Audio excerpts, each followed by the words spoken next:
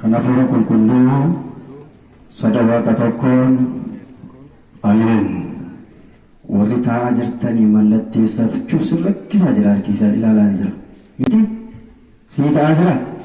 Miti akka walaabadhaa man qabbanni jira taa'u kakoona waaqayyo dhaabatee jira. Baay'isuma sunitti ishee diinni akka baqatu dhaabattanii mallatteessanii diinni nuqoo isaanii boleessi keenyi waan isaatiin nu barsiise achuma waan akka jiru warra teenyee kaayatu mallatteeffame abbootiin qasmaa'aati ol ka'aati jedhaa mallatteessaa maqaa abbaa kan ilmaa kan hafuura qulqulluu sadaqa tokkoon amen. Kabajamuuf abbootiin kololoon obboloonni daaqonan guyyaarraa waaqayyo akka fedhasaaf akka jaalalasaatti kaleessa nu baree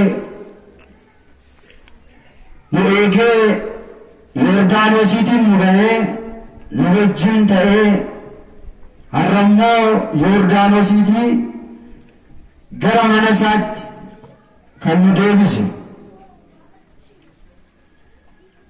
Bakka deemne biratti immoo kan walitti sinqabe abbootiin harmooliin dargaggoon shamarran akkasumas daa'imman nagaa gooftaa keenya fayyisaa keenya Yesuus Kiristoosin akka ooltanii hin dhaga'amu akka ooltanii akkamitti zoona geessanii akkamitti turtanii eenyuun galateeffaman kennaa malummaasaa kan ta'e gooftaan keenya fayyisaan keenya Yesuus Kiristoos umurii nu keenya irratti umurii qalbii jiranaa nu dabalee osoo nuti hin jaallatiin nu jaallatee osoo nuti hin barbaadiin nu barbaadee nu tiksee guyyaa har'aan nu ga'ee ormi qulqullummaasaa kana walitti nu qabee maqaa isaa waamnannee akka fayyinuuf waan nu eeyyameef maqaan isaa kan galatameef kan ulfaatamuuf haa ta'u.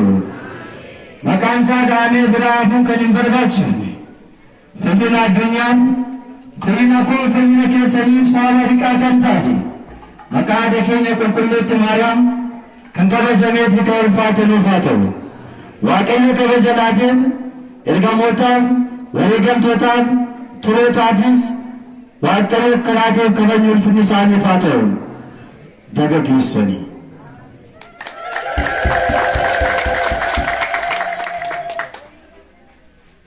Gamosaatti bichaa kan hin gammanne illaa jedhu nagaan galaa hin jirtanii deemtaniittu gamosaatti qofaa kan hin gammanne illaa jedhu galtaniittu deebi'aa kan qaqqabama bishaanittis gallee uunaa waaqayyo jedhee laaqanas nyaannaa waaqayyo nu eege nagaa nu gashaa warri gammaddan ba'uu keessanii billi jiraatama waaqayyoon galateeffata. Waaqayyo kan galatamuuf kan ulfaatamuuf haa ta'u. Samiin ni baname. Geelamaatoos boqonnaa 3 lakkoofsa 16 jedhaan jecha kana samiin jira ni baname. Meerobeela alaami samii kan waliin akka jiraata akka banamaa kun Budaadha miti garuu wangeelli kun samiin ni banamee jedha. Jalqaba maal ta'e ture maaltu banee maaliif baname?